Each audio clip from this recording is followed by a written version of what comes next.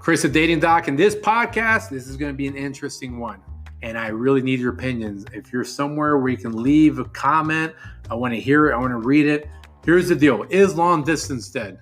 Okay, I think long distance is an endangered species and it's at the brink of extinction.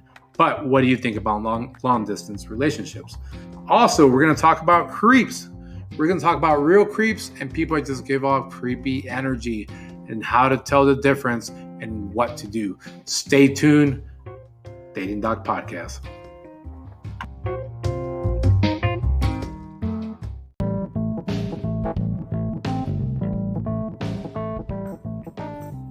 Long distance.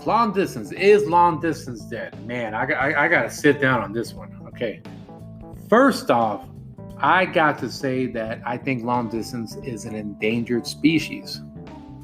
Okay, and what do I mean by that? What I mean by that is that I don't see people really taking long distance as a course of action when it comes to dating compared to local. Right? Because look at the society we live in now. We live in the Amazon streaming service, Uber, and all kinds of apps type of society. That's just where we're at right now. We're in the I want it now mentality. I want it now and I want a lot of options type of mentality. Now, years ago, when I first started modern online dating, because I started online dating years ago when I was a teenager, but that's a whole nother story. When I started online dating in the modern world, if you want to call it that, back in 2009, this was when I got on Match.com. Shout out to Match. They are one of the pillars of online dating. And Match Group Limited is a publicly traded company that owns a bunch of apps and sites in the realm of dating. So, but yes, Match is what I joined years ago. And I remember back then how adventurous it was for me. Match had a feature where you can query by physical features, believe it or not. Now, I'm not going to tell you which ones I queried by, but if you know me well enough, you probably get an idea. So I queried by physical feature and I searched nationwide. I didn't just stick to Austin. That's where I lived at the time. Granted, I did go on some local dates, but I did a nationwide search. And, I got a chit chat with some woman. Again, this is way before everyone's addiction to texting primarily, right? We're still doing phone calls and still vibing, hearing that voice. And I got into the adventure of going on these trips, right? I might be talking to Mary from Nebraska or Charlotte from, Macon, Georgia. I'm just making these names up, by the way. And I said, you know what? This is cool. This is a good way for me to get out and about, see what's going on in other places I've never been to.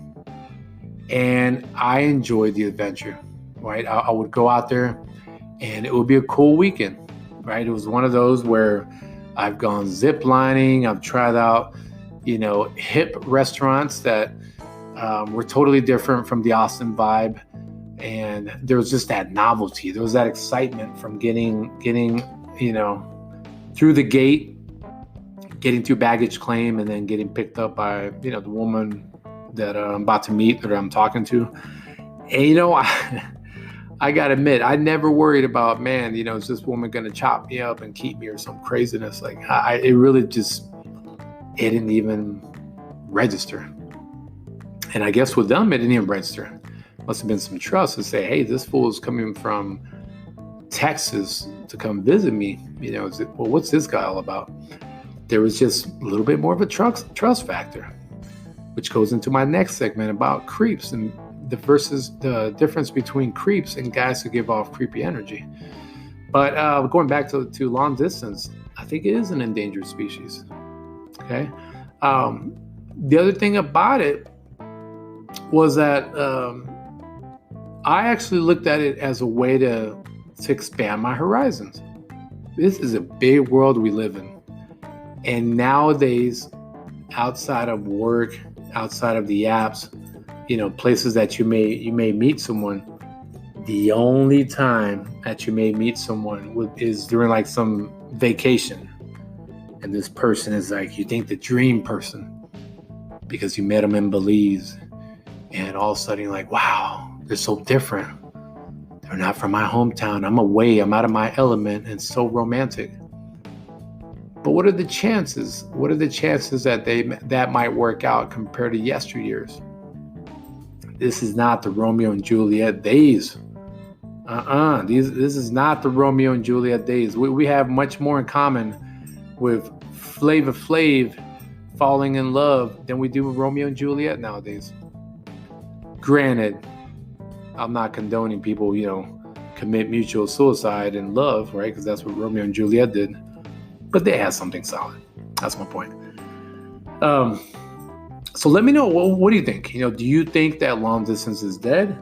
Is it something that you would do? Or are you going to stick to local? Right? Because here's the thing. You got to set your own parameters. You can't tell yourself, oh man, I'm going to do long distance. And you really can't see that person, every other week or once a month or whatnot. Why bother? You can't even get chemistry going. Come on now. Now, it is possible for those, for example, that are deployed.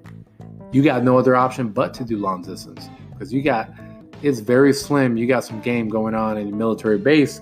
When you got commanders watching and whatnot, you can get in big trouble if you're messing with someone of the wrong rank. So the choices are slim. Another example where long distance is okay is if you live rural America or wherever, if you're listening to some other country, which give me a shout out and let me know where you're from. If you're somewhere really remote, then yeah, long distance is going to work because you might be tired of farmersonly.com and you say, hey, I got to increase my talent pool. I got to increase what I can look at out here. So those are options on why long distance may work. So let me know though, if you have the options, why are you going to do long distance? Or would you consider looking outside of the state or outside of your city? Me personally, if I lived in LA or Manhattan, places that are kind of hard to drive around to and whatnot, shoot, I'm keeping very close. I'm setting my distance to maybe five miles because these are dense cities. You're bound to bump into someone and on an app versus, I'm going to go chase the love of my life I met on Tinder when I set it to Paris, France. Come on now, because that woman or that man in Paris, France might have their little side piece if you two decide to date. And if you do long distance, be honest about it. Just say, hey, look, I got me a little side something in between your travels, but you're the one that I care about. Be honest. That's one way to make long distance work. If not, then, hey, stick to your local talent pool of folks, of singles, and make it work. But more importantly, I'd like to hear from you. Okay, I'm only one brain, one mouth. I would like to listen in or read. What do you think? Do you think long distance is dead? And would you try it? Stay tuned.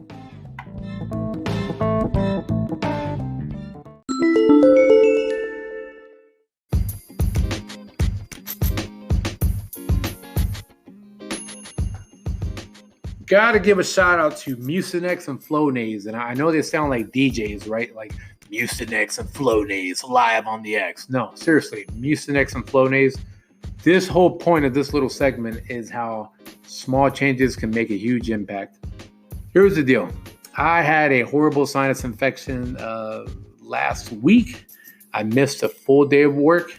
And it was one of those things where I thought I was getting the flu. I seriously thought, oh man, I am jacked up. But lo and behold, it was a sinus infection. And my care provider, personal care provider, she got me a prescription, even though you can buy this at the store. But she said, hey, go to pharmacy. I got you Mucinex and Flonase. Admittedly, I'm not the best at taking medication, obviously, for allergies. And I take that Flonase and that Mucinex, and I had no idea how much more energy I've been missing out on. Had no idea. I was missing out on a lot of energy. I was out here on La La Land. The next day, I didn't have watery eyes. I was able to wake up even earlier than my alarm, and I just felt good. I'm feeling like, swagalicious. I'm feeling really good. I know that's such an old word, right? That's like 2009 coming back, right? Swagalicious. But anyways, no, my energy came back and felt really good. So the whole point of this, I'm not getting paid by Mucinex and Flonase. That'd be awesome, though. I should get a sponsorship. But no, the point being is sometimes small changes can make a huge impact, whether that's physical, emotional, spiritual, any of that stuff. In my case, it was taking some meds that unlocked energy that I was missing out on from all these allergies. So medication works. And if my dog don't quit scratching herself and making noise while I'm trying to record my podcast. Anyways, see you in the next segment.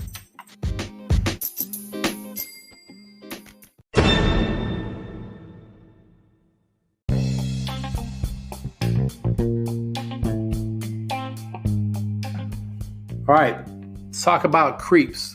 Creeps and the difference between them and primarily men. They give off creepy vibes that are not creeps. First off, if you're a female listening, or, homosexual male, if you are making excuses, let pause this. Don't pause. Get this in your brain real quick, what I'm about to say. If you're the type that excuses the behavior of someone who's a murderer, who's a child rapist, who all this stuff because they're hot, you yourself are crazy and deserve no one good. Okay? Look, here's the deal. I've seen all these memes and I know they're joking, but there's half truths in it. Something about, hey, I've been watching you and I've been watching the Hernandez documentary and I'm questioning my morality because the guys are attractive. Look, here's the deal. Charles Manson, Jeffrey Dahmer, Aaron Hernandez. These people were they were either a combination of charismatic and or good looking. But these are not the kind of bad boys, right? I know a lot of ladies like the bad boys. Here's the difference. A bad boy is a guy who carves out his own path and he don't give a damn. To me, that's a bad boy, right? Decisive, just does it, right? Don't give a damn about social norms and whatnot. A creep, a real creep, is somebody's out here killing people, raping kids, doing all kinds of stuff. And you're going to make excuses for that kind of a-hole because he's good looking? Come on, get out of here with that. Woman, y'all know better. Don't talk about all this. I can't find a good man, but you out here making excuses for Aaron Hernandez. Get out of here with that mess. What is that proving? I'm putting a target on y'all's personality right there. Okay? Don't out yourself like that. Don't be a fool. You're being self-abusive, saying, oh, he's so good looking. It's not even out of a place of jealousy. I'm a logical dude. Trust me, I got my own. I ain't got to worry about that. But come on now. So I'm going to use another example. There was a YouTube creator who he created a fake Tinder profile and had pictures of a male model, good-looking male model, and the content actually read on the Tinder profile. The content read, "I am a convicted child rapist. Hopefully you can forgive me, yada, yada, yada." And it even said, like, in detail, like, I raped like a 9-year-old and all this other stuff.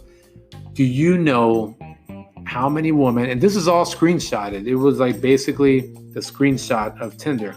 Do you know how many women made excuses for him that said, you can be bad with me, or I, basically, hey, it's okay. We can all look past someone's troubled past because he was good looking.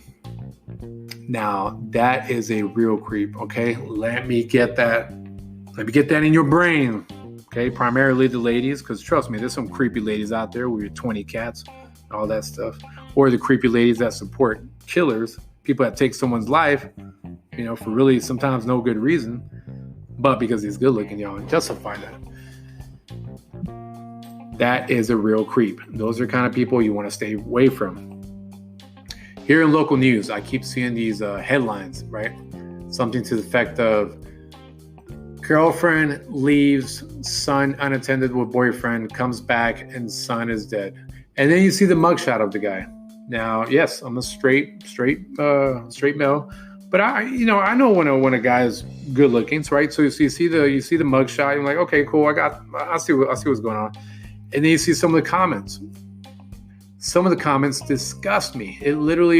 Some of the comments will literally say, does he have a brother asking for a friend, or what's his bond set at? Asking for a friend. That is disgusting behavior. Okay? That's disgusting behavior. And I got it. Sometimes you end up with the wrong person. I understand that. We all make the mistake. We think someone's one way, and then we find out they're another way.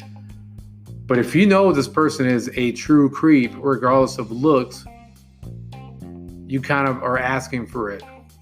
You are asking for it. You are a fool if you know this person is trouble, but your dumbass wants to feel excited, and then someone around you ends up getting killed, whether it's yourself or someone around you. All right? You can find other kind of bad boys. Okay? It takes a lot of bad boy to be disciplined and have good credit and get your shit together. Okay? But for some reason, some of you females, primarily females, are hardwired to go after these fools, because that's all they are. They're fools. End up in prison, and then you end up getting a side piece anyway, right? So y'all both fools. Okay, so that is a real creep. Okay, that is a true creep. But here's the thing. There's also guys that give off creepy energy, and this is a huge difference. For example, right?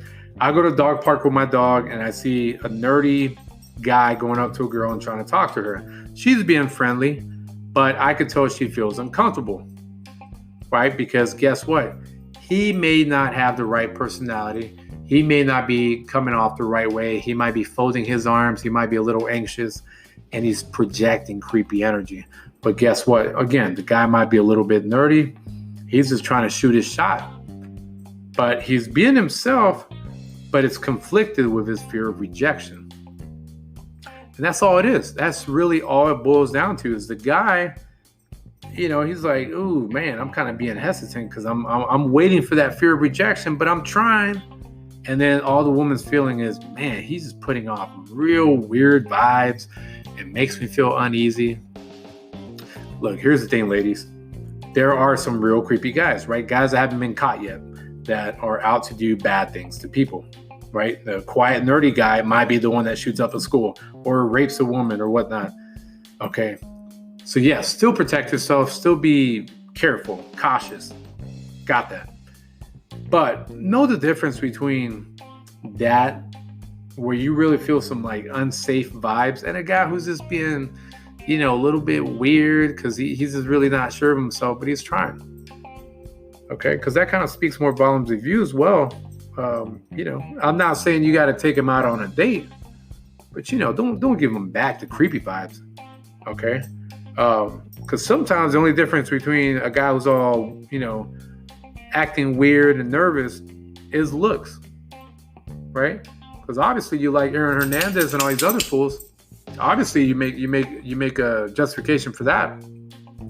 But what you got to do is you got to remember the difference between someone giving off creepy vibes when they may not be a creep. Give them a chance to chill out a little bit. If you're attracted to this guy, give him a chance to chill out. He might be an introvert, right? The same thing with women, right? If you're a man on a date with a woman, she's being kind of weird, give her a chance to chill out. Maybe she's got the cortisol levels going. She's got the fight or flee going, fight or flight, all that. Just give her a chance to chill out a little bit. You may find out more about him or her if you just let them relax and be themselves. Okay, so that is a person who just gives off creepy vibes versus a real creep. Okay, here's the last little thing I want to say on that, is that you don't want to get to a point where you're on autopilot and you assume every person's a creep and they're out to rape you and kill you. No. Treat everyone separately and differently, because if not, you're never going to end up with anyone if you assume the worst about everyone. And for those that initiate, right, that are giving off, projecting creepy vibes, hey, look, keep going out there and doing your thing. okay? You know it. You know the deal is. You know you give off that anxiety. You know you're a little bit nervous. If you're the recipient of rejection and you need help, look, call on me. Contact me. It's what I do this for. If you're the person that thinks that every person is out to rape and kill you, and you have this weird thing where you assume everyone's a creep and you're so uneasy and you're so weird in public situations, also give me a call, okay? And I understand some of it is born out of past experiences, but we need to move forward and focus on the future. So if you think you're giving off creepy vibes, or if you think everyone's a creep, hit me up. This is what I do. I love to talk to clients. Make sure that you get to where you need to. So again, quit glorifying stupid people that look good. Okay? And let's quit with that mentality, and let's start promoting people that shoot their shot. And if they give off a couple creepy vibes or whatever, let them chill out a little bit. If they still don't get it, then move on. Don't worry about them. Now, if you see it online, same thing. Give them a little chance to chill out. If they say something stupid, they do it again. Move on out. Next person. All right. Hope you like that.